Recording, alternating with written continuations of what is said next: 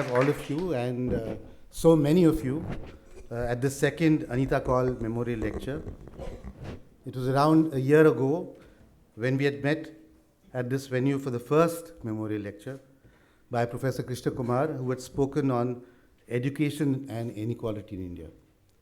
Anita's memories remain as fresh even today, and her passion, commitment, and contribution to the education sector is what she's best well known for. It is therefore befitting that this year also the second lecture is on the theme of education for all and the right to education.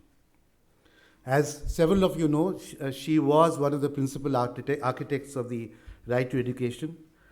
And when we interacted with her, her vision was to use this piece of legislation for pushing the state to make a more fuller commitment to the cause of elementary education. A second objective was 3 institutions which are backing this venture have taken such an active lead in supporting us in organizing this. Over a period of time, we'd like to dedicate this annual series to encompass the entire human development and social sector, covering child rights, gender, health, and nutrition. Each of these areas were areas in which Anita was fortunate to have worked passionately and actively for most of the 35 years in government. I would especially like to thank Mobile Creches for taking the lead in organizing this year's lecture event, as well as for the Center for Equity Studies and the Rainbow Foundation of India for supporting them. We are grateful to Ms. Aruna Roy to accept our invitation to chair the event, and we look forward to her views on the entire spectrum of the rights movement.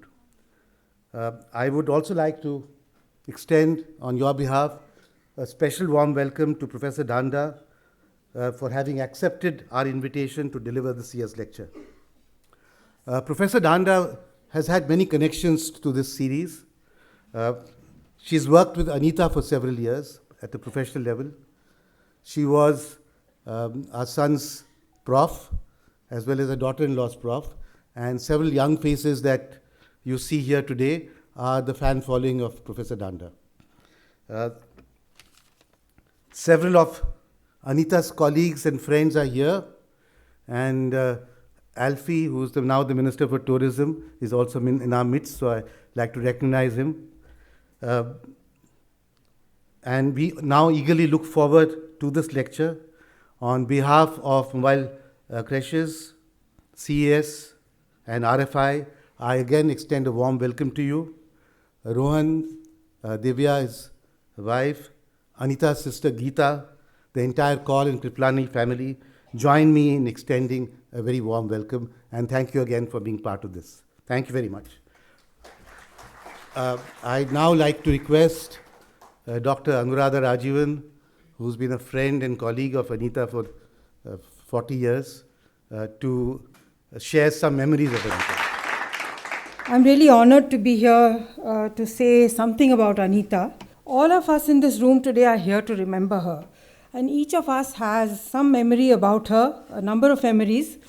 For me, it was in 1979, about 40 years back, that I first met Anita Kripalani. We were in our early 20s. That was at the Mussoorie Academy for IAS trainees. Actually, we used to be called probationers, a bit like incarcerated youngsters to be watched and observed. Probation really means serving a probationary period or a trial period.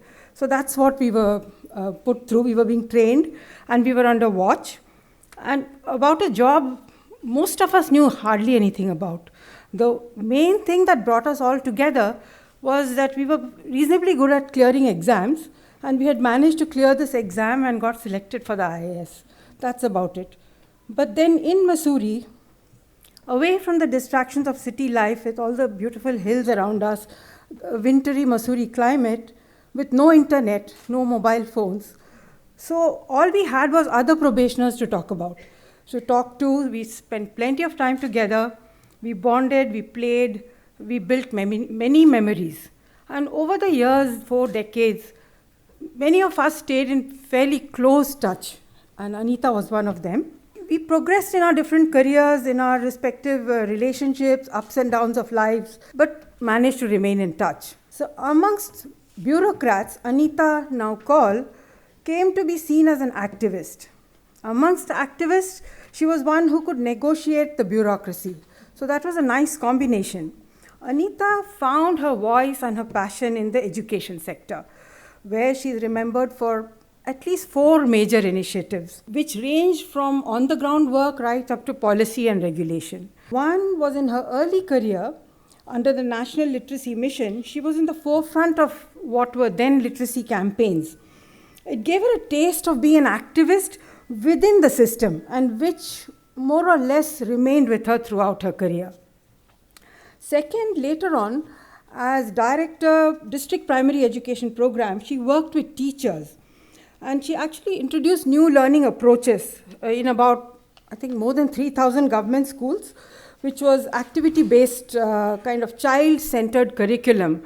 This was quite new. Today it may sound like kind of a well-recognized method, but this provided young students in government schools spaces to learn at their own pace, which was a big contrast with traditional methods and was a very different required a very different mindset. So that was something new then. Later, as Director, State Institute of Rural Development, she empowered about 90,000 Gram Panchayat women using activity-based learning and some very effective films, also satellite technology. But her interest was, while she used technology, her focus was on the content of many of these methods and films that were developed then. And later, much later, as Additional Secretary in the School Education, she played a pivotal role in piloting the Right to Education Act, which is the subject of today's talk. And there were many obstacles, and eventually both houses enacted the legislation unanimously. How it has played out in practice is a later story.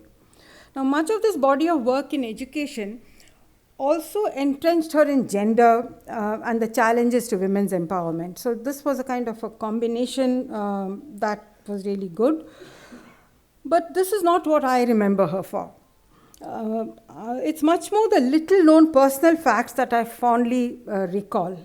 For example, Anita playing solitaire on her computer. She used to keep a solitaire window open all the time, even when she was working on an official note or a presentation. And I too learned to do this from her, and the habit is still with me. In fact, I've passed it on to my mom, who has graduated from playing physical cards solitaire to her iPad now.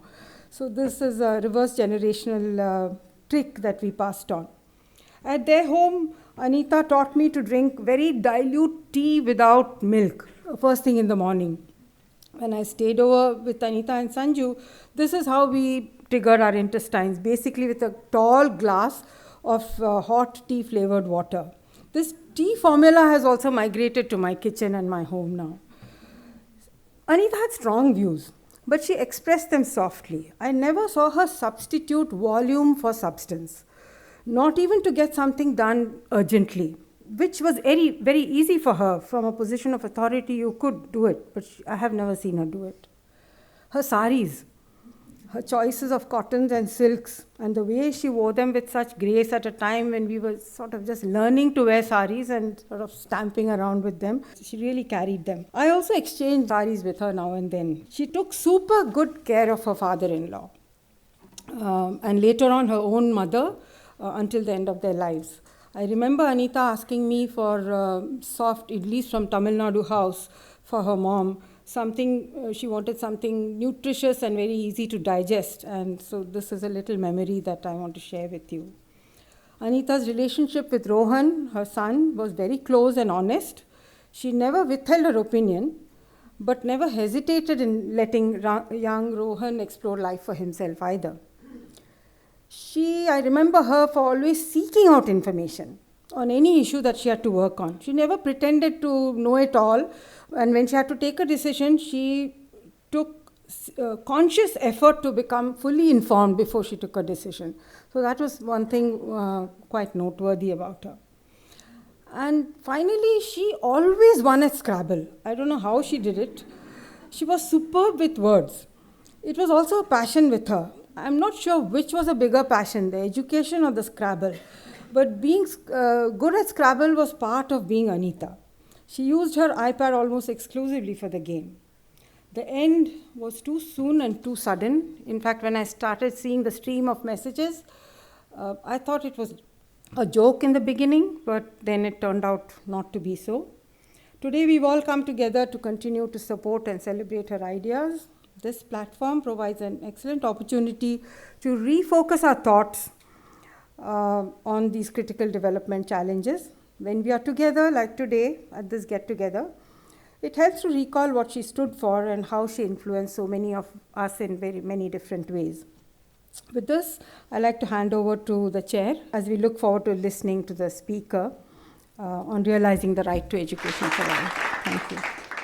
I'd now like to request Devika Singh, a co-founder of Mobile Creches, and as you know, Mobile Creches completes 50 years in 2019, and Devika has been part of Mobile Creches for over 50 years, has known Aruna Roy for also a number of years.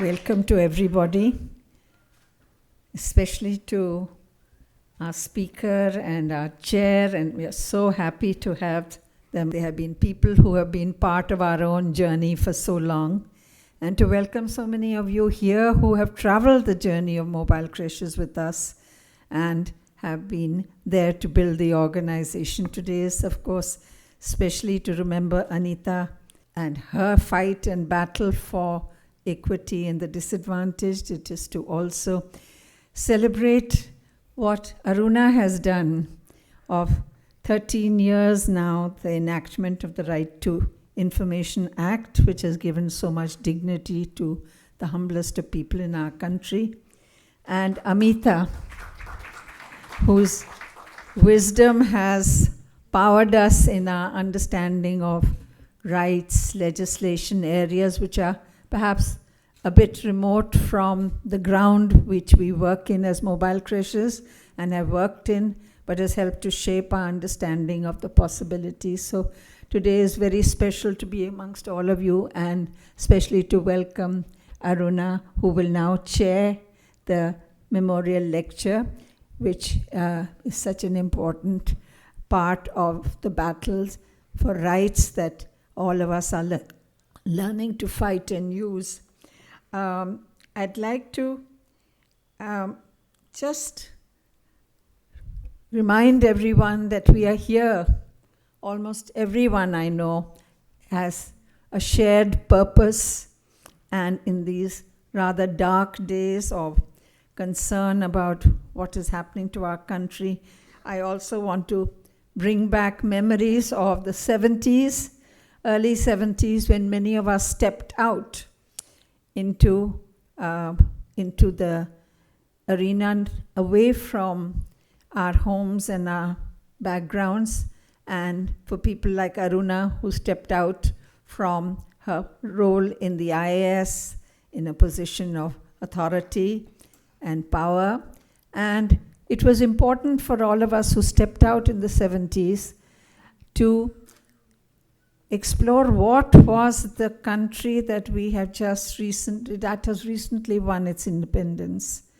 It was such an important thing for many of us who were perhaps for the generation after post-independence generation to really come to the hard facts and face them and understand them. I think there was a great need. My memories of Aruna go back to those early years in the 80s, early 80s, late 70s, when Mobile Creches also took its first faltering steps.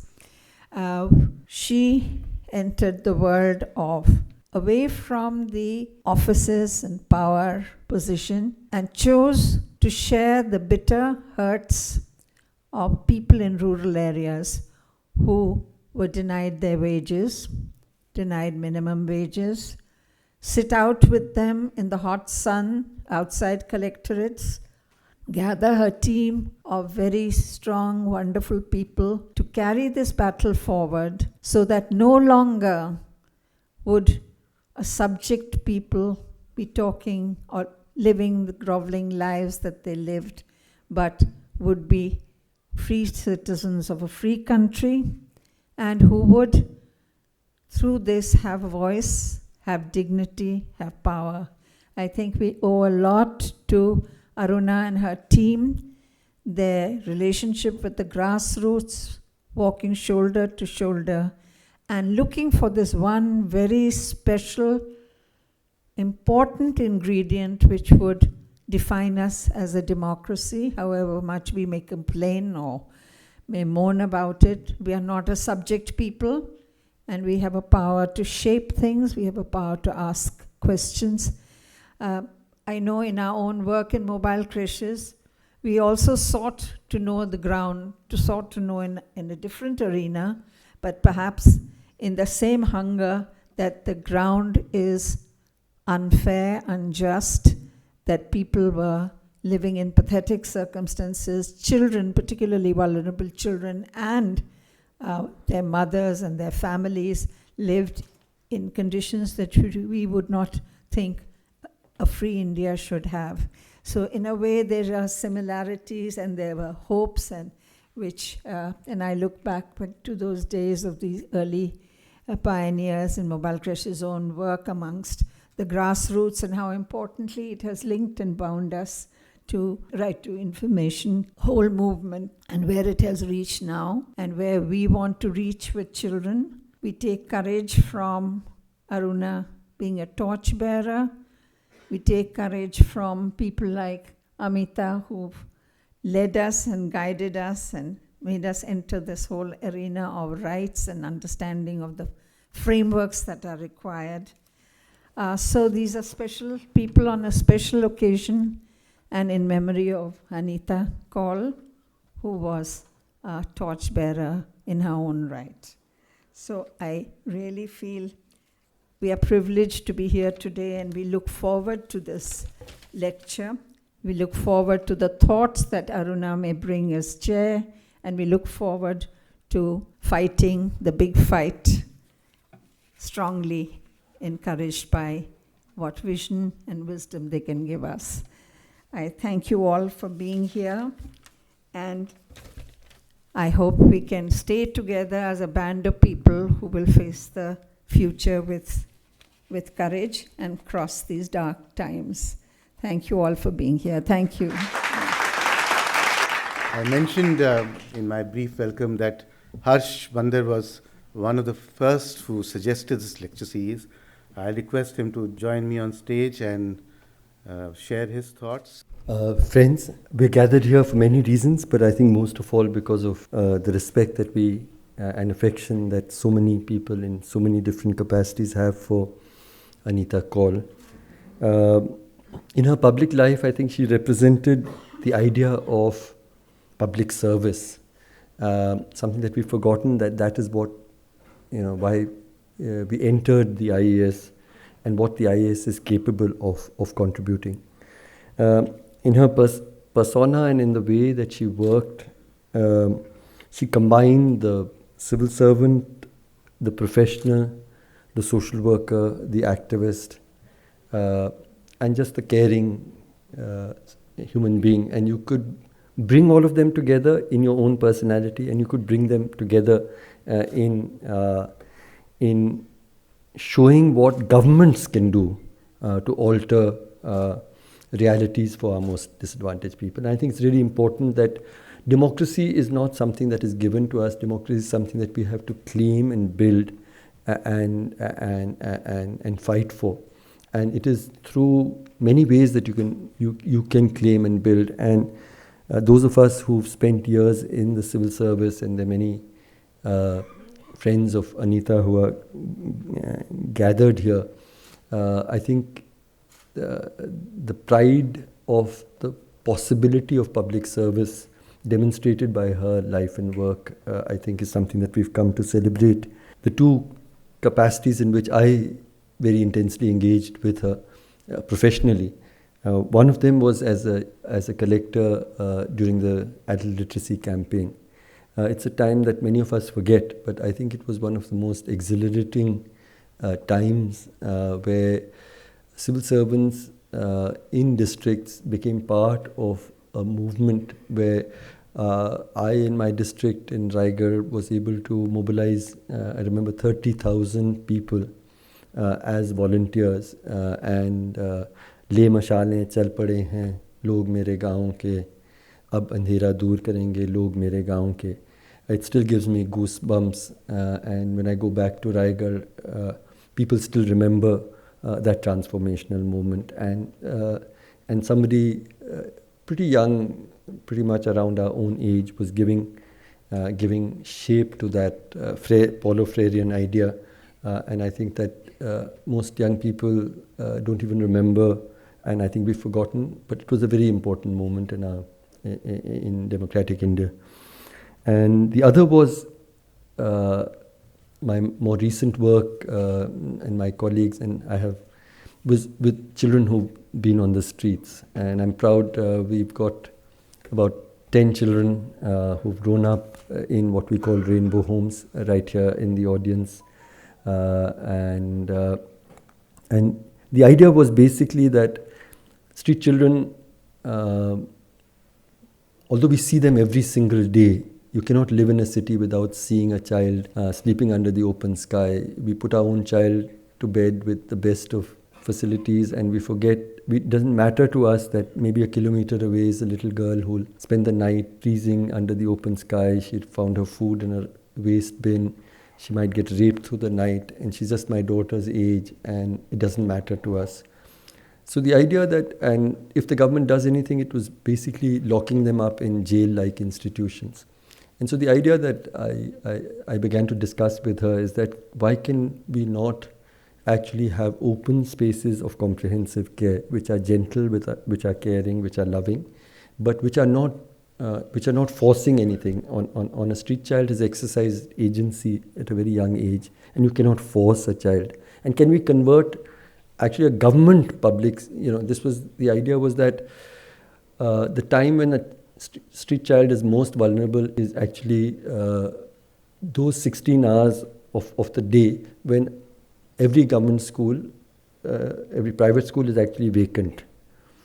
And around it are street children. So, and if we just open up every school to every homeless child and let them become residential places for them and places of safety, and we bridge them and gradually the child. It was a very, very radical idea at some level, and it was Anita who believed in it with us. And although we've not been able to persuade, we still have about 50 homes now across the country located in government schools, which have been converted into residential schools. It's part of government policy, almost entirely due to Anita Kaul.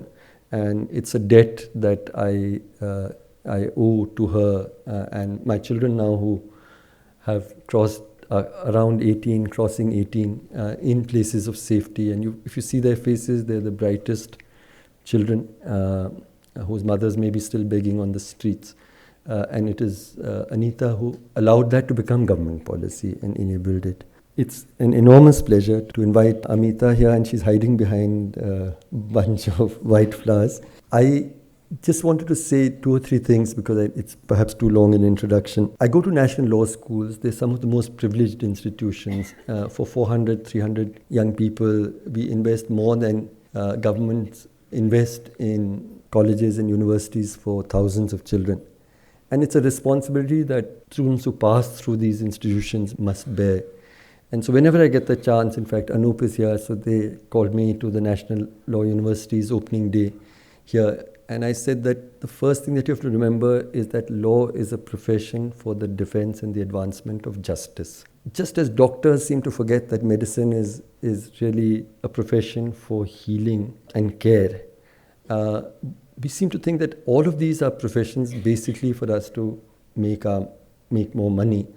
And in law, it is particularly striking because almost the overwhelming majority of young people who come out of law schools spend the rest of their life in corporate firms defending injustice. We used public money, hugely invested in them for that. And I find Amita Dhanda, she started one of the first law and poverty programs. She's been in NALSAR for the last 20 years. And Dr. Faizan Mustafa, I saw him in the audience as well. And They have a partnership, and a number of her students are here, I think, because they love her. And she reminds them about what law is really meant for.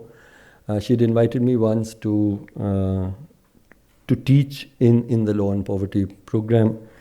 And I think there's nothing wrong with young people. It is what is wrong with people of our generation and what we tell them about the world. And I think that's probably her biggest contribution.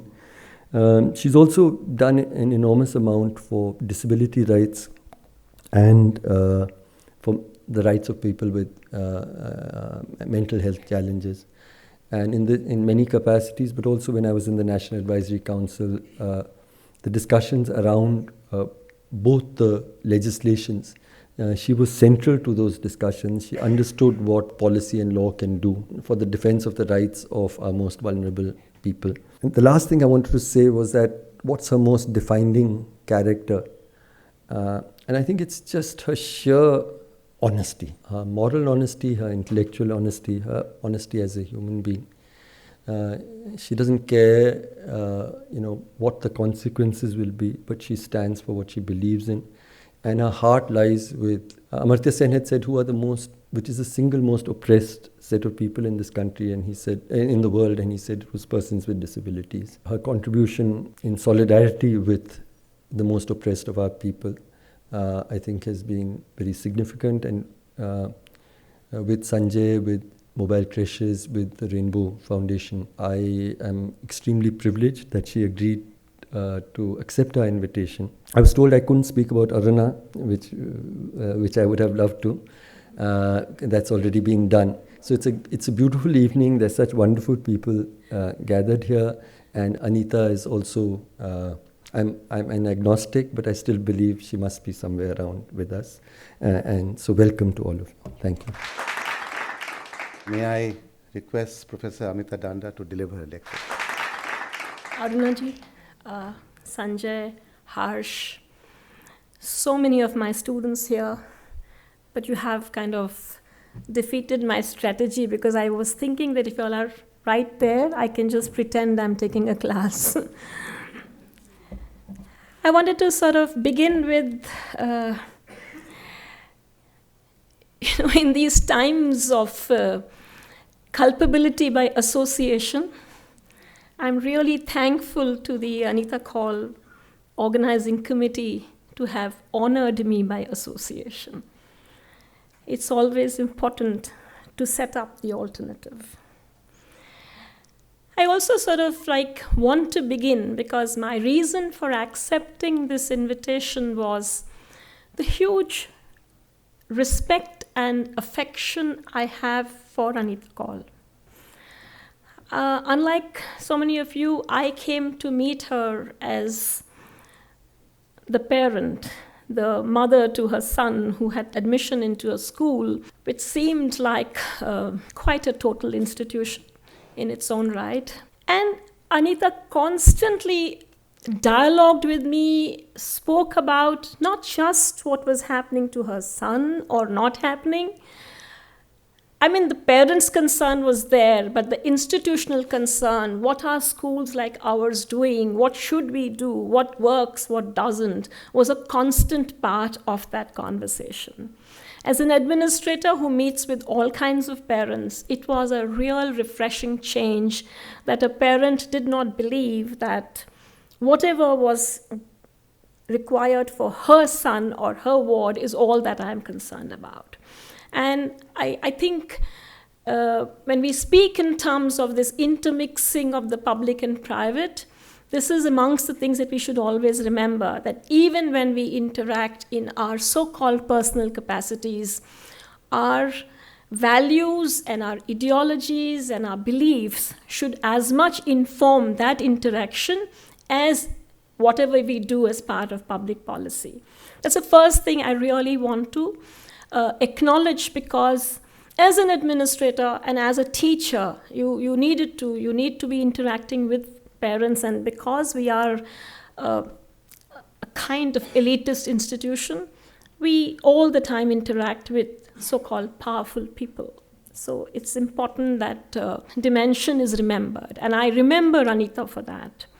My second bit of interaction with her came in when I got nominated to the National Advisory Council, and the sort of passion with which she was planning and, that implementation is, actually for me, this was my first exposure to the fact of how much planning needs to go into implementation, how much thought, how much envisioning. And it's only when Rohan shared his own presentation as well as the memories of so many of Anita's colleagues that I realized that she was, like a nervous public speaker. Because every time I heard her, I thought it was done with a lot of panache. It was done with a lot of confidence. Also, it helped me a lot because I was telling Arunaji that when I came to know she was chairing the session for the first time, I was really nervous. Then I said, it's okay, I'm going to speak on a person or for a person who was a nervous public speaker. So if I'm a little bit nervous, I think it's okay. It's again like remembering that it's all right to be. The third thing I want to sort of say here before I move to the lecture was that as the Right to Education Act came into force, and you suddenly started having petition after petition being filed in court, especially any number around the whole question of the 25% reservation thing. And I had many conversations with Anita on what's happening, what are we to do, from where are we going to save this statute, where do I get the lawyers from, what sort of arguments will work. And I suppose some of those questions one answered, some were kind of adjourned and deferred. So it's in honor of her memory that I have chosen this as the title of my presentation, that I really want to look at that, okay, when you're realizing the right to education for all, what is it that, should you be doing it at the altar of the courts or in the hands of the people? I come to the end of the, by the time I come to the end of the lecture, I'll sort of speak in terms of that, I'm not seeing this in dichotomous terms, but that's like going ahead of my script. Beginning from very basic building blocks. What tends to happen for all of us, especially who coming from, like we are a common law country by whatever reason, is this very integral relationship that is made between rights and remedies. It's a common kind of maxim you will find law people mouthing, that there is no right if there is no remedy. That you really can't talk about something being right if you do not have a way of seeking redress when it's denied to you. Now, the right to education figured in the Indian Constitution, always figured as a directive principle. And one of the common things that everybody knows of something being a directive principle, that it is non-justiciable. It's a duty on the government. It's fundamental to the governance of the country. But you really can't go to court to ask for why did this or that not happen. And this was critical in how people felt that we started out by saying within 10 years we will have education for all. Over a period of time when people forgot about the deadline or the limitation.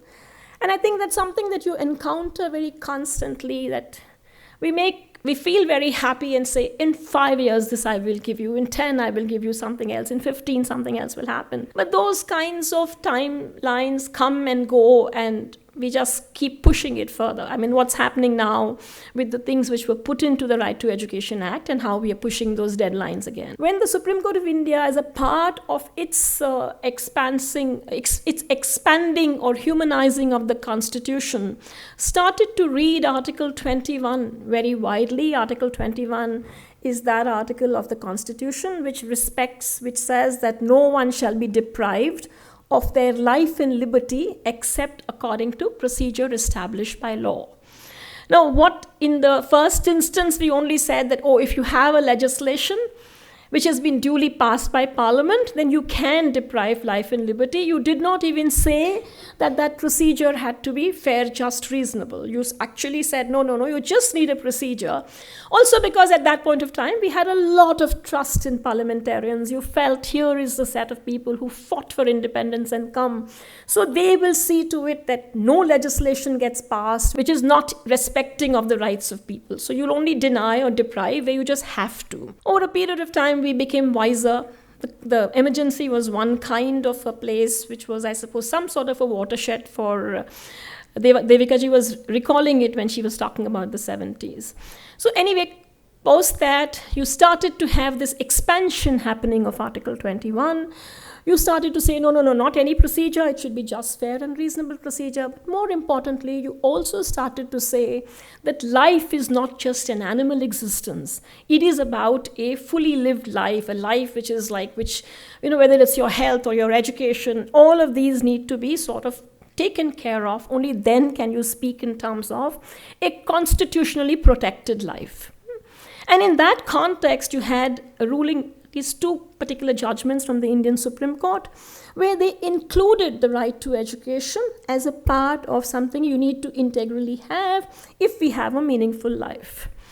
So the moment the judgments of the Supreme Court came, I was recalling with Devika ji today that we had these range of meetings that is it enough that the Supreme Court of India has made it a fundamental right by expanding Article 21, or do we need to do something more? Do we need to actually sort of like transfer from directive principles to fundamental rights, and hence, not be just content with a judicially pronounced right, but in fact have it as a fundamental right by the text of the Constitution? And it was a lot of enthusiasm, and it's true that judicially pronounced rights look very fragile, look like, tomorrow you have another set of judges, they might sort of pare it down. Let's sort of like, secure this and put it into the fundamental rights chapter of the Constitution. Now, this happened in 2000. After a lot of this thing, in 2002, we got that requisite amendment into the Constitution and made right to education a fundamental right. Now, one of the things that automatically happens when you have something as a fundamental right in the Constitution is that you sort of start to then say that now this is subject to judicial review. The judicial review is on the fact of where you have a provision in the Constitution which says any law which is made in infringement of the fundamental rights is to the extent of infringement bad law. That's amongst the most important things. What it does to laws which were there before the Constitution is not relevant for our conversation today. What is relevant for us is what is to be happening in the future. So we got this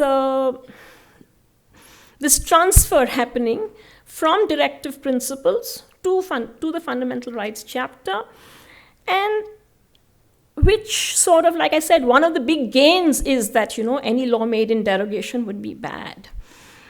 I'm not so sure as to what Article 21A did, because amongst the thing it landed up doing was that, and that's somewhere I think a lot of the battle for mobile creches and the alliance virtually has given birth to, that from that up to 14 years of Article 45, we became from 6 to 14 when we came to fundamental rights. You were saying free and compulsory, but you sort of shrank it. And part of it, I suppose, came from this very apprehension that a lot of governments have, is that now that it's become a fundamental right, if it's going to be this wide and every day people are going to court, we're going to have difficulty. So let's just agree to that much as we can deliver. That was also not, it's beside the point. I'm not onto that. I want to just understanding why. So the moment we made the transfer, amongst the things which happened is that the right became smaller. The other thing which also the provision of Article 21A did was that the content or the substance of the right was going to be as Parliament by law determines. So we are in this very curious kind of situation, wherein whilst one part of the Constitution says that any law which is made, any legislation, in fact, law there is very much, any legislation which is made, which is an infringement of fundamental rights, is to the extent of infringement bad. And the right itself is saying that this is right will be, this right is free and compulsory education from 6 to 14 as Parliament by law may determine.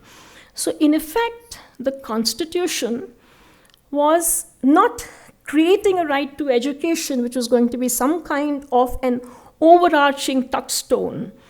It was in effect saying, yeah, we accept this as a fundamental right, but we virtually, I'm not saying, there could be a complicated kind of case that, all right, by making it fundamental rights, is it still something that education got, which it may not have got if it was not a fundamental right. Just the fact that it was a judicially pronounced right was not sufficient.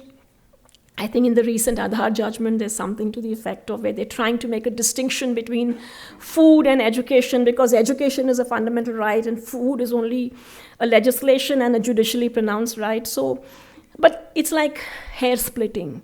At a very, very core level, the legislation virtually became whatever it was that the right to education was going to be. And courts would necessarily look at this legislation in the light of all the other fundamental rights, leaving 21A aside. But that is something which they would have had to do even if 21A was not there. Because you cannot make a law which is an infringement of fundamental rights. So that's one kind of worry or a question, okay, how much did we really gain? The other thing, and that I suppose is the more technical part, very often when we are passionate about any constituency and a group of people for whom we are agitating and advocating, we do not realize that justiciability is not something which is only for that constituency for whom we are advocating. Justiciability is available to all. You've made a legislation, you've brought in this business of that this is subject to judicial review, the entire right and other things. It will mean that a lot of people are going to come to court and ask questions.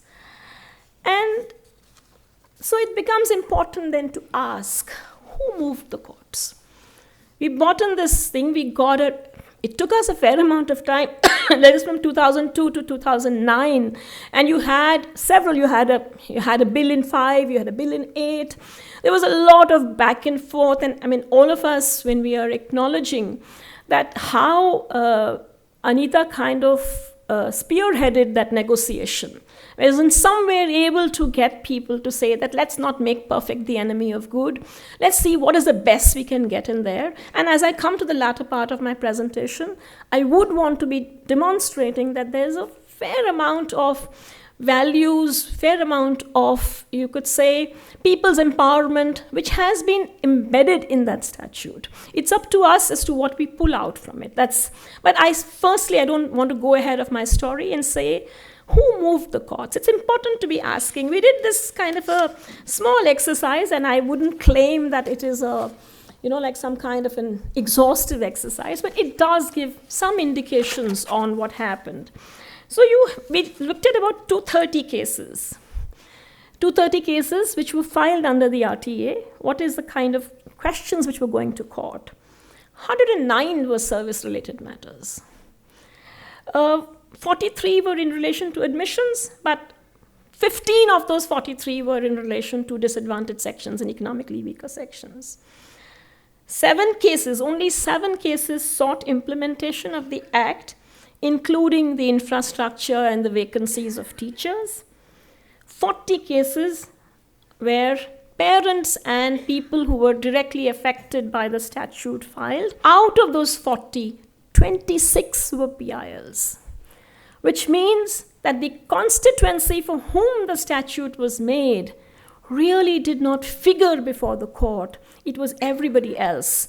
It is the target groups. It is the collateral players. So you actually have somebody saying, oh, you're having you put out a tender for school uniforms, and I did not really get a chance there. And if the school uniforms is not distributed in an equitable manner, then the right to education is really going to be endangered in more ways than one. The point I'm somewhere trying to make is this, that once you had that right, when it came to moving the court, you did not have only the people who were the direct beneficiaries of that right who went to court. You had many, many other people who necessarily contributed in their own way to the sort of jurisprudence which started to emerge.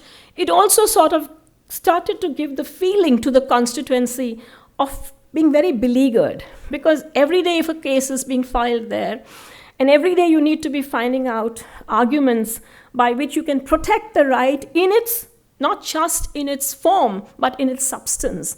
Not just in, like the whole question, the division that we make between the spirit of something and the text of something. So between text and spirit, between form and substance, there was this constant kind of anxiety and battle. And what did the courts do? A lot of my students here would remember any number of at least classroom conversations we've had on this question of the neutrality of courts. Why courts need to be neutral arbiters?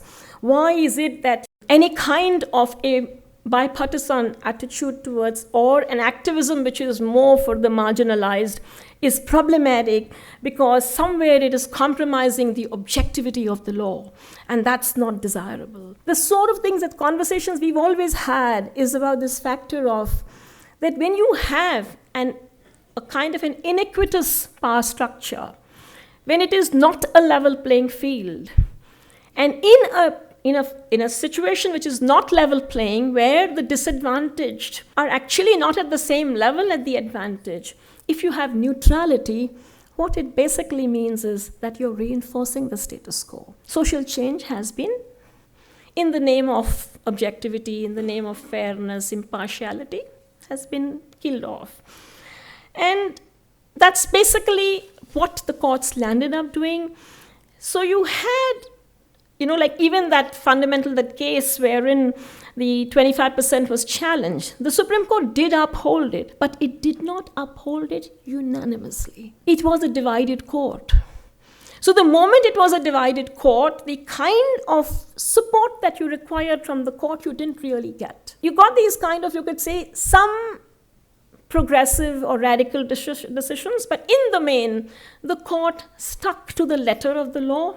In the name of neutrality, it operated the way it did. In the way in which we study law and we understand it, people did not find it problematic because of the fact that we actually believe that neutrality is a good thing. In a situation wherein it's like, between somebody being tortured and somebody torturing, if you say I'm neutral between them, then we all know where you're going. Okay, this is where, because my title says in the hands of the altar of the courts, or in the hands of the people. So this is the second half of the story that I feel we should know about. And I'm extremely happy that my colleague Niranjan Aradhya is in the audience. I've been telling him for a long time that he should appoint me as his publicity manager, but he doesn't take me seriously. What I want to bring in here, and that's the critical part of, what I want to say here is Niranjan and his center, they started also in trying to find out what's happening, how much change has the Right to Education Act brought on the ground, and all of that sort of stuff. But what they also started to do, they started to look at the microsystems of power that the Education Act had created.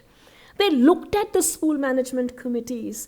They looked at whether it is the grievance redress, whether it is the kinds of, to say that this is the sort of infrastructure entitled to. This is the kind of teachers that you should get. You can be accessing resources from here and there. These were not like in-your-face directives. They were, like you would say, directions which were embedded in the statute. But the text of it very much existed in the statute. It did not have a prescriptive way of doing it. It had an indicative way of doing it. Now and I'm putting, and Niranjan, not to embarrass you, but I'm just putting it out as a model of what they landed up doing is, they adopted a kind of a panchayat which was close enough to the law school. They sort of went about telling people of what is possible under the statute. They entered into negotiations with the panchayat in the region, that Ramnagar thing in Karnataka, where they started out that work. They trained people to be personing school management committees. They got those school management committees to have the requisite kind of diversity. They taught people how to fight for their rights and use the Right to Education Act as an instrument to say, but the law requires it. How can you say you won't do it? It was not like where you expected the law to give you the bounty, but you were sort of you had decided this is what we require and we want, and there are enough provisions in the statute which back us. So you were doing a different thing altogether. You were not believing that once we've made a legislation, now the legislation would get enforced and everything will fall in our laps. They sort of worked on it. This is how we want to blueprint and plan. It became a people's movement, and you were strategically using the law. And that's exactly, it's like, because this was not taking away anything from anybody else. It was just saying, this is what we want, we deserve it, and the law guarantees it to us. Hence, we should be allowed to kind of be able to build our what are the entitlements of our children. What Devika was saying is about living a life of dignity. I mean, totally exploding that other very constant kind of myth that we have in this country, that the poor don't want their children to study, which is a lot of nonsense. We all know it is. Everybody wants their children to study because it would mean that it is in lots of ways going to be enhancing. There are two ideas here I want to sort of put to you. One is that this entire process, because I know for a fact that Niranjan would make any number of trips to Bangalore to get the right kind of notification and rule, which is something which was not explicit in the statute, where more detail was needed. He went and got that detail into the subordinate legislation coming out from, because the states had that kind of power. So it was a very non-adversarial mode of trying to realize the right. The other thing which was also being done in the process is you retained ownership on the legislation. It was not just a state enterprise. It was the people saying, yes, this is a right which has been recognized for us. This is how we are going to be expanding it further, making it real, all of those sorts of things. So I've put out two ways in which RTA kind of spanned out.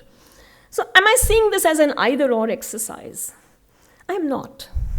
I'm not sort of saying is that adjudication or judicial review is worthless and we don't want it. The only point I'm sort of making is it's not an either-or game. More importantly, one has to recognize that adjudication, whether we like it or not, is a zero-sum game. You either win it or you lose it. We've had some mechanisms of, so-called settlement of disputes where you try to go on a more conciliatory kind of mode, do a more win-win kind of thing, but that's not the norm. The norm is primarily that either it's yes or it is no. So either you get virtually everything or nothing. And because of the fact that education was really, really upsetting the status quo in a very major kind of a way, also because of the fact that irrespective of the claims of neutrality, judges come from particular backgrounds. They have their own predilections. The entire realist school of thought tells us that don't look at what judges say they do, look at what they do with what they say. And it's important at each point of time to start asking, okay, who gained from this decision? What was the advantage which came to people? So my own thing somewhere would be, and also one has to accept the fact that it's something that Bakshi says very often. Somebody is supposed to be a major celebrity of social action litigation and what he says, people have to remember that at the end of the day, public interest litigation or the judges are it's a revolution within the establishment. And you can only expect it to go that far. It cannot go further than that because nobody at all is going to come up with such radical measures wherein the institution that you belong to is itself exploding. It doesn't work like that. Not to say that that rules out other possibilities, but how we use the court, we need to keep that in mind. So my point somewhere would be that courts are good ancillary, not primary strategy.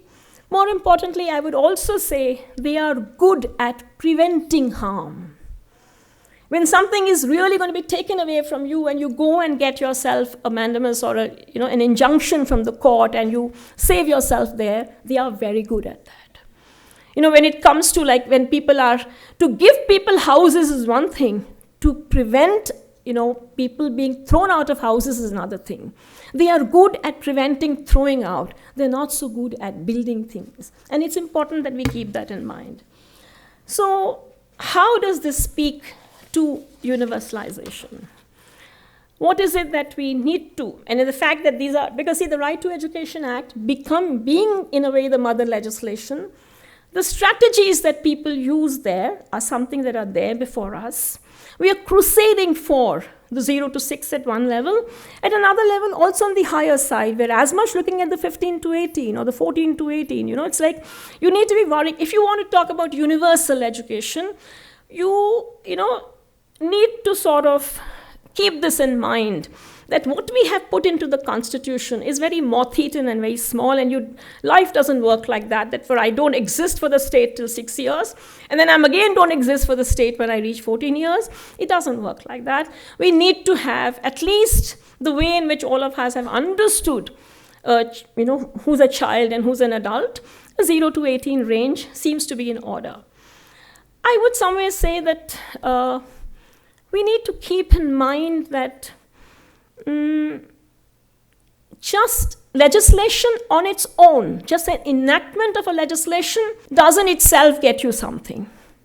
But legislation, because it requires stakeholder consultation, it requires you to be, engaging with people around, it allows more negotiation. And the process itself, the fact that you are making a law, you are worrying about what should be in the law, generates discourse. It gets people to talk about issues which may otherwise never be spoken about. My entire work in disability, I see in much more there. It's not like that getting a Disability Rights Act made for a revolution for people with disabilities the next day, but it visibilized people with disabilities. It got people to acknowledge that, yes, this issue remains, and so you need to be worrying about it. It's like the other point we also need to acknowledge for is education is more than schooling. A lot of people have believed that the Right to Education Act is somewhere about how many schools and how many teachers and how many people we're going to lock up, how many places. I'm sort of a great proponent of Illich's entire understanding of deschooling. I somewhere have a lot of problem with the very institutionalized interaction be set up in the name of education. I also have a lot of problem with the entire disciplinary setup where we don't really unleash the innovation or the imagination of our children, but more like how can they be good babies, following whatever we want them to do sort of things. That level of regimentation in itself needs some sort of questioning. If we had kept that in mind in how we wanted to, and that's, I think, partly what, when I'm sort of so celebratory of the work that Niranjan is doing, is because you're letting people create their own curriculum. You're trying to work out what is it that I need to live my life in a more effective way. And that's a very critical part of how we need to think in terms of. My one proposition here is make the lawmaking subordinate to the people's agenda.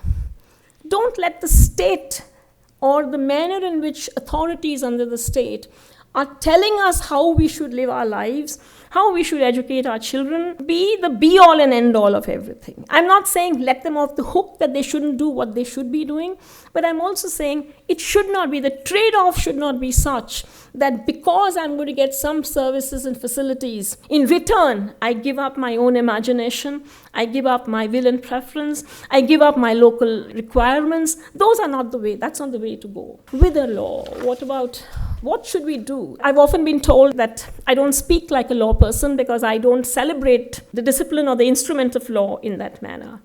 I think I'm just a realist in relation to how I see the law. I don't think that it is a panacea for everything. But at the same time, I am not denying the power of the law. The only point that I want you to consider is that in the main, and that's wherein this whole factor of the law being the command of the sovereign, the law being the final word on things, it is associated with authority. And people are generally alienated from the process. So you're not really listening to. See, I have been part of very, very wide-ranging consultations on the disability law. We went through the length and breadth of the country asking the disability people and their families and the organizations what is needed, what is required. Actually worked out a legislation which was a pretty balanced one and found it being totally thrown out by the state at so many different points of time, a law being smuggled in which was absolutely contrary to what had been negotiated with the people.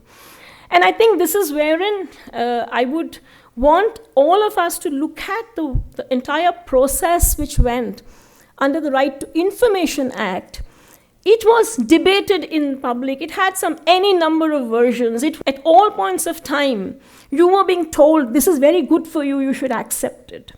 But because you couldn't divide the ranks, you were able to come up with a legislation which was closer to what the people wanted because you were unrelenting and it was backed by movement. On a counter side, and that's where I sort of see great merit in what Anita Kaul did. What she did was that in that entire bureaucratic process, she was still able to save the beliefs and values which were needed there.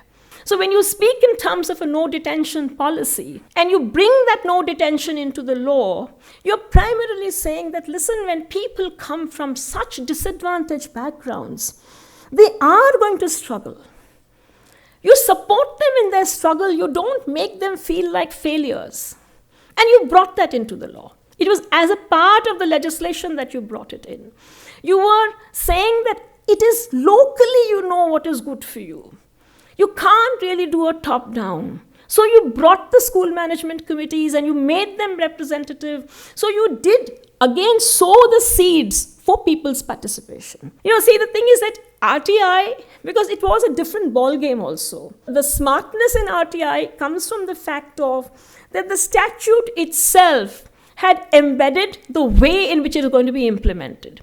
The fact that you wanted people to be designated as information officers, you said that in such and such time you have to give this kind of information. You fought hard to see that the exemption provision was not too wide. You sort of tried to work out that, okay, if information is power, then there can be countervailing power between the state and the people if that information is common. Education is a much more long-term exercise.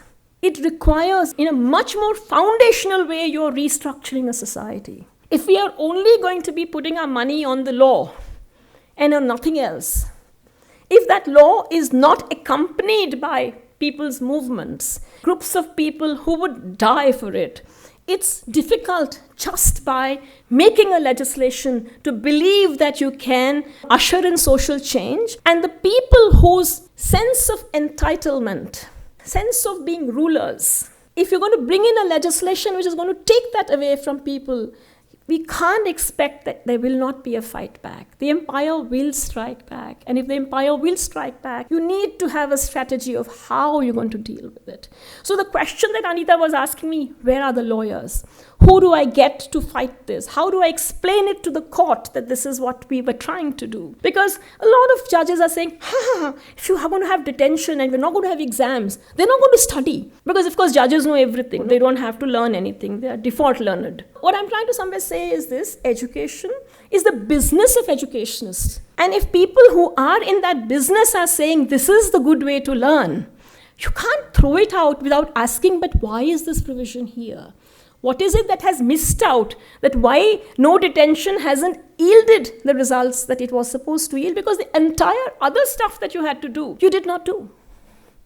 If you did not do that other stuff, you need to be saying that this has failed because these were the other things we were required to do. Step 2, 3, 4. That we are not talking about. Saying 10th standard में आ जाता है बच्चा कुछ नहीं आता. अरे वो उसको आप डिग्री भी दे दोगे तभी भी उसको कुछ नहीं आता. That doesn't matter because if you're not going to be doing education, then it's going to necessarily have its own level of difficulties. And also, like the point I'd made with you that education is not schooling, the entire work that one has been doing, especially for the younger child, we are speaking about the fact of health, nutrition, stimulation. It's a range of other things that you need to do. Make a child ready to go to school. We're not talking about people who have for generations been going to schools. We're talking about first generation learners. We're talking about people who've really never known what it is like to sit in a school and whatever work out there, and what kind of readiness investments are we making or not making.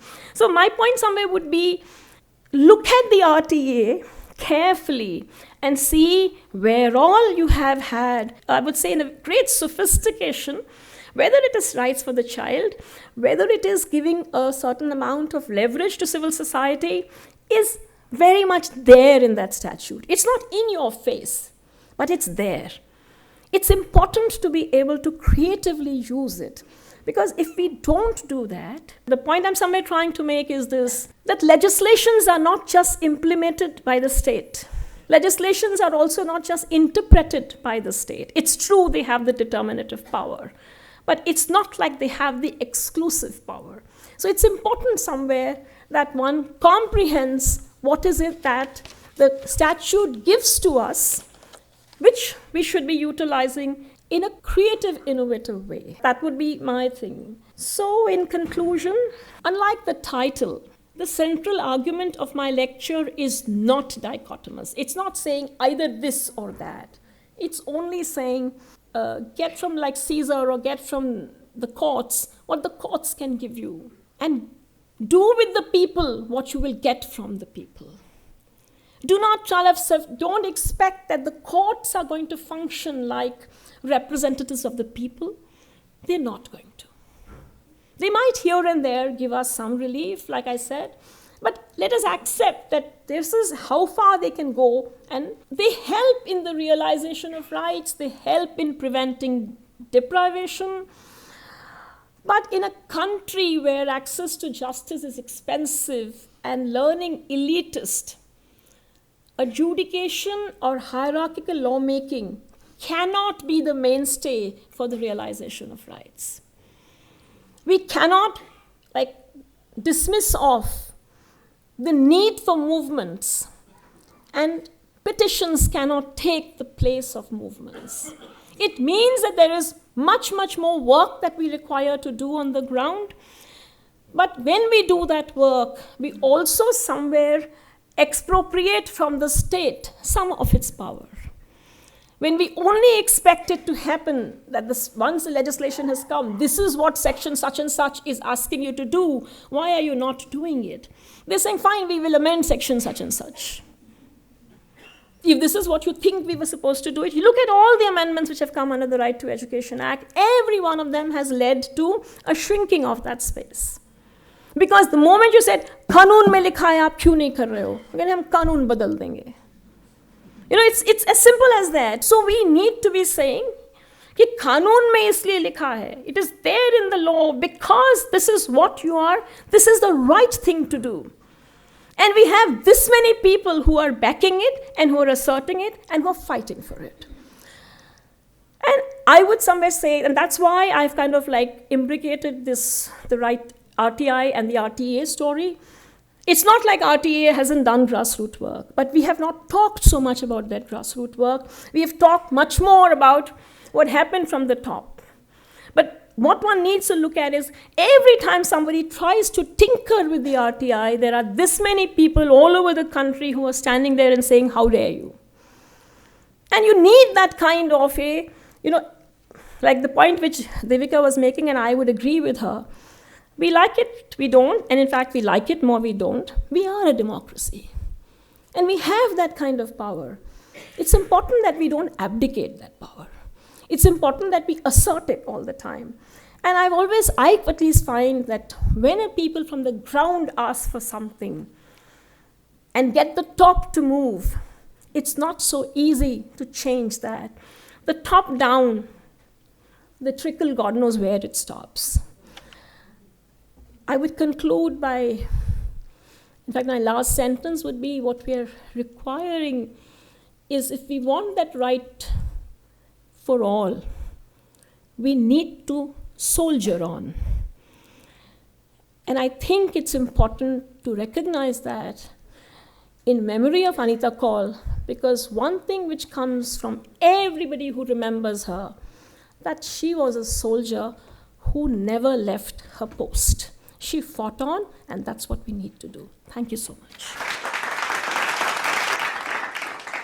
Having been forced to the position of having to talk all the time in various fora, standing and talking has become a norm rather than not. But today my body pleads guilty, so I'll sit down and talk to you all, if you will forgive me today. I come here with a lot of very many memories. I come because Anita was such a wonderful human being. I also come because Meera Mahadevan was an extraordinary human being.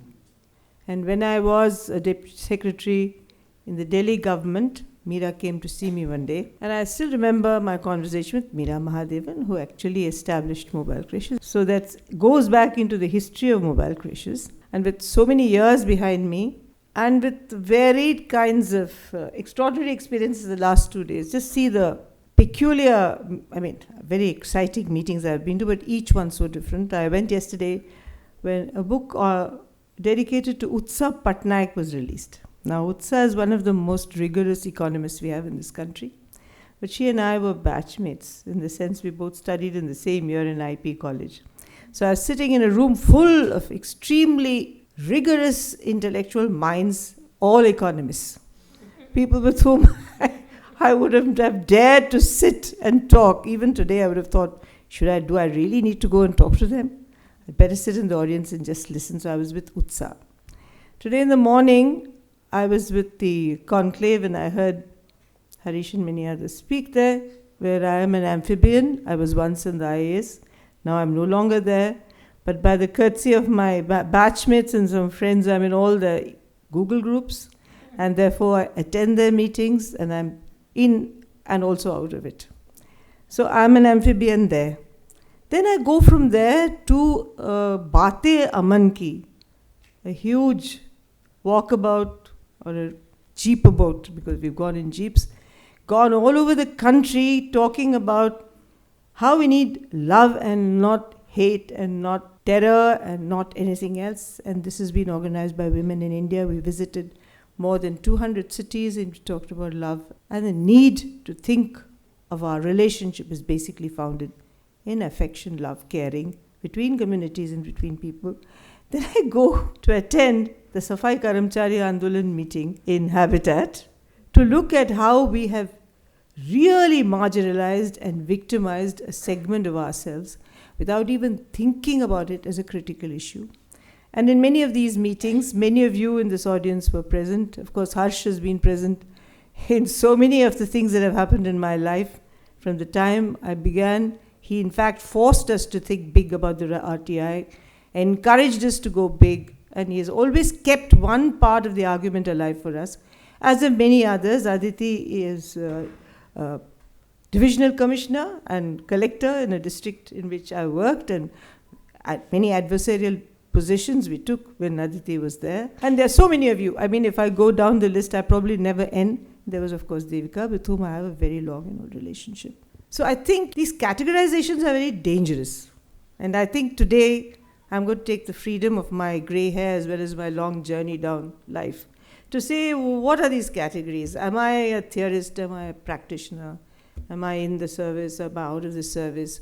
And as my dear friend Dr. Isanand Lakshmi, again deeply associated with mobile creches, always said that we are in the present continuous.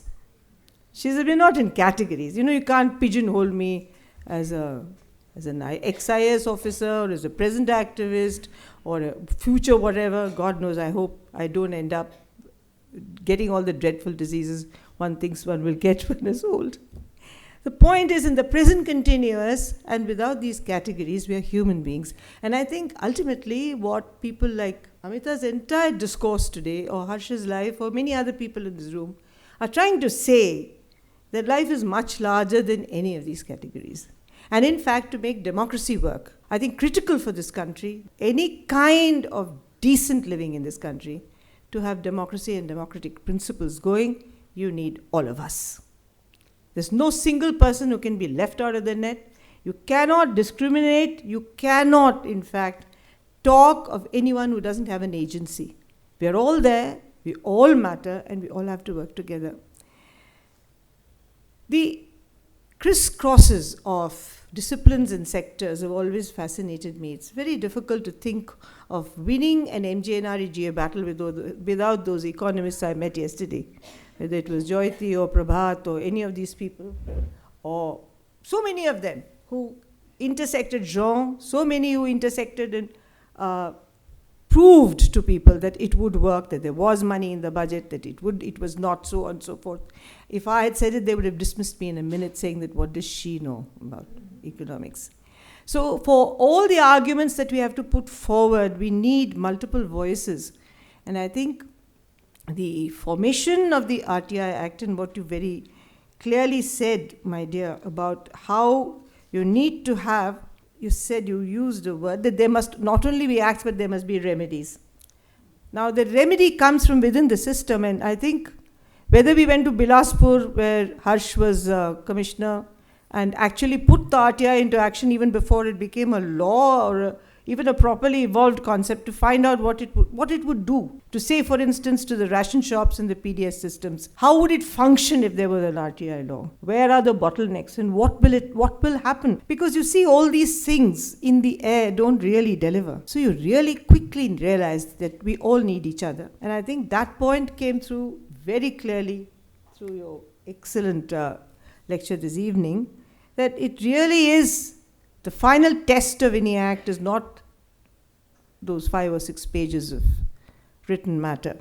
It is actually the gamut of it. How do people use it? How do they understand it? Has it come from them with the practicality of practice, the wisdom of practice, the immediacy of their needs and demands?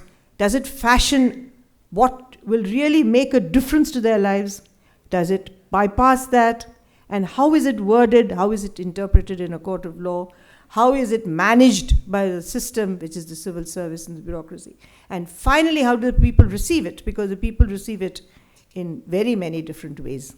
So it's like, the description, of course, we have these tales in India, of course, of how the elephant was described by many people who are handicapped by loss of sight. And so you have this folklore, which we all know about. So the RTI is one such. If you ask everybody, what do you mean by the RTI? They'll come up with very different kinds of definitive statements. And none of them are correct. None of them are correct. So you need all those perceptions put together to understand the working of a law. In fact, with the education after the RTE was passed, we did a campaign in Rajasthan called Shiksha Ka Sawal, in which we got more than 100 volunteers from outside the village. So they were mainly Rajasthani, but also from Delhi and Bombay university students. And we went with a set of questions with the Rajasthan Patrika, which is a local paper, a fairly powerful newspaper. And we went to all the districts, to all the government schools, asking some very simple basic questions. And these right to information applications on the school were filed by the community members. They were very simple questions. Do we have blackboards? Do we have toilets for the girls? Do we have enough teachers posted? How many teachers are sanctioned? And what happened as a result of that was something else. Because then, spurred by that survey, or an effort, very structured effort, what happened was that young girls, first beginning with a small town called Bheem, where they realized 700 girls and 4 teachers. They've never had any teacher. The headmistress was missing for 4 years. They never had a computer teacher. And they suddenly, on 2nd of October, the government declared it as Swachh Bharat Day, but they padlocked their school. And they came to us, which is the MKSS, and said, are you going to support us or not? Administration would have said they are the ones who are, going and instigating the school to padlock the school. But it was the children to padlock the school. But quite the other way around. They padlocked the school and they came to us. And they said, okay, if you don't come to us, don't help us, we'll do it ourselves. Because the police uncle says that if we padlock the school, then he will book cases against us, you know. So we said, don't worry, we'll be there with you. And then what happened? They asked, what did they ask for? A headmistress? And the girls are, that's also on YouTube, you can see it was filmed by people on their mobile phones. So they asked for what? They asked for teachers, they asked for a school to run properly. They said, why are we just being discriminated against? Because we are girls. And suddenly in Rajasthan, within a matter of 2 months, we had so many hundreds of girls' schools padlocking and locking out the teachers and saying, unless you post teachers, how are we going to ever learn and be equal to the boys? You always have boys' school with inadequate teachers. I would have never thought of it. But that's what came out of it. So I'm really actually bringing out more and more examples in front of you to substantiate what she said in the course of her lecture.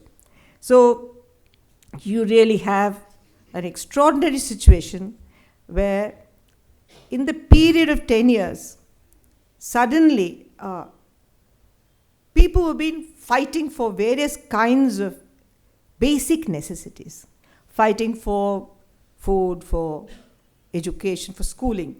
I also agree with you that education is much more than schooling. So fighting for schooling, fighting for food rights, fighting for this, suddenly realized that if this has got to be a republic with the constitutional guarantees come alive, we can no longer sit and petition the civil servant or the bureaucracy. We'll have to have something which is justiciable. Now the notion of a justiciable law, where you can take someone to court for not delivering, is really a veiled, I mean, it's not even a threat, but it's a fear that you put into a system to deliver. And of course, though, I think now those 10 years have been defined in many ways by this present government as being the reason for all kinds of failures of the past government, including the fact that, you know, it brought in what is it? Harsh knows much better than I because he's heard it more often. Paralysis, a policy paralysis because of RTI, and the coffers were empty because of MGNREGA.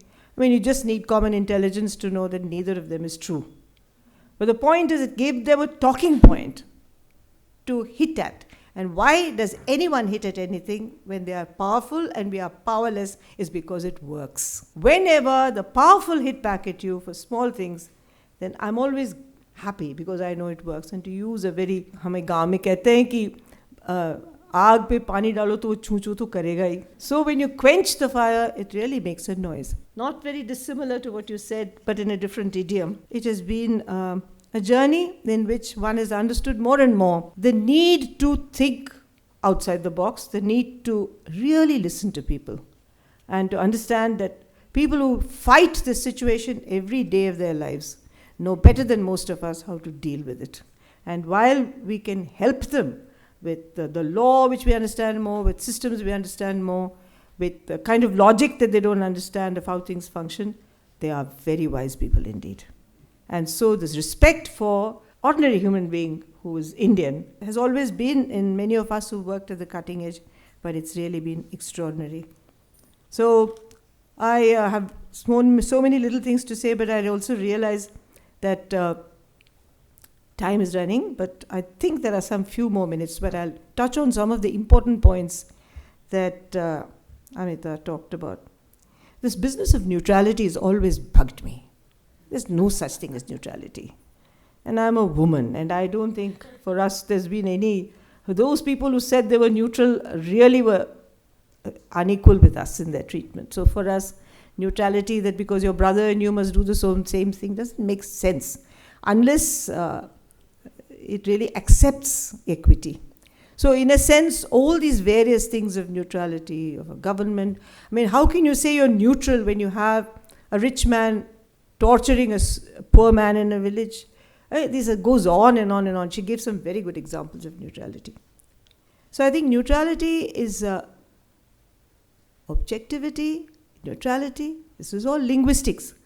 But it's in the interpretation of all this that we really get beaten in the end. And the person who's poor or underprivileged or who hasn't any access stands there as victimized by the process that he's protesting against.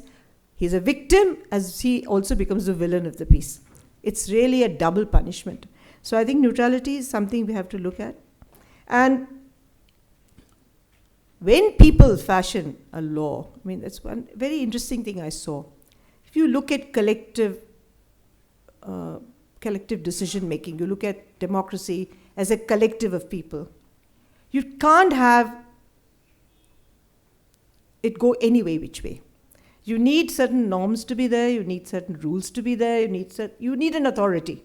You also need an authority, a normative authority, a moral authority, but some kind of authority. When people shape the kind of normative authority that they want, then it becomes more practicable. But when that normative authority is fashioned by somebody else, it can lead to all kinds of disasters. So while in the process of the RTI law, where friends like many of our friends in the civil service, including NC Saxena and so many others, helped fashion the system which would deliver, and the innumerable debates that we have had. And of course, it's been one of the most debated laws, RTI. I think it went all over the country, it got debated here and debated there, disagreements, all sorts of things. But ultimately, structure that evolved, faulty as it is, still could have been much worse. But now, of course, the government is thinking, you'll all bear me out, I don't know what the latest position is because they have not answered our RTI applications, that they are thinking of changing the rules so that independence of the commission will go, that the stature of the commission will be brought down, that the people who now have the stature of a election commissioner, chief election commissioner, will all become government servants, and they will then be completely malleable. So your commission, which actually, however ill it's functioned, has still maintained a certain credibility, will lose its entire independence. Many institutions have lost their independence, and many platforms have disappeared. One of my critiques that I feel, of course, I'm an activist and always find opportunities to share some ideas, and which I think you as Bhadraloks should fight for more, is that we've now got rid of any kind of transparency about what my government is going to do for the next 5 years. I know nothing. Instead of the 5-year plans, which of course we had a lot of critique of all systems of government. Every system has been critiqued. But that doesn't mean we want to throw them out, baby out with the bathwater. So there's no planning commission, and I really don't know what my country is going to do. I don't know where it's going. I don't know what kind of proportion of money it's going to spend on which. I don't know whether there's any rationality behind it. And if I ask for right to information, I'm talked to about Man Ki Baat, and everything is stalled. So now where do I stand? I mean, how do I, as a very average, normal Indian citizen with a fairly average intelligence of democracy, get to know what my country is going to do with me? I don't know anything. So I think no democratic battle or no battle for rights ever finishes. And I think one of the problems of being an activist is that there's no retirement age. So whatever happens to oneself from outside or inside, we keep doing the same thing again and again, finding faults here, faults there, acting as Supreme Court Justice just said the other day, probably as pressure points that let off steam. Cookers I don't want to be, but we can be something else. So we let off the steam. So I think very provocative, mentally provocative, interesting, and a very, in a sense, a very, what should I say, complimentary note on which you ended, my dear. I want to thank you very much, and I want to tell you, hesitation about speaking is universal. And I think you shouldn't worry about that at all, and why should you be afraid of me? I'm the last person in the world you should be afraid of as the chair, or awed by, or anything. I mean, I just think I'm the most ordinary of ordinary citizens in this country. Only thing is, like you, I share my courage to be honest. And I also think to speak your mind, so long as it's not dishonest and it doesn't harm anybody, is a good thing. And we share that. And I think I'm so glad to have shared this with you today. And thank you very much for it. And thank you, Mobile Creches.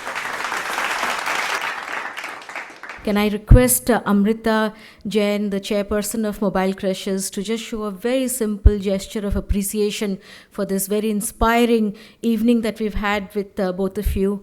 A very simple token of love from all of us.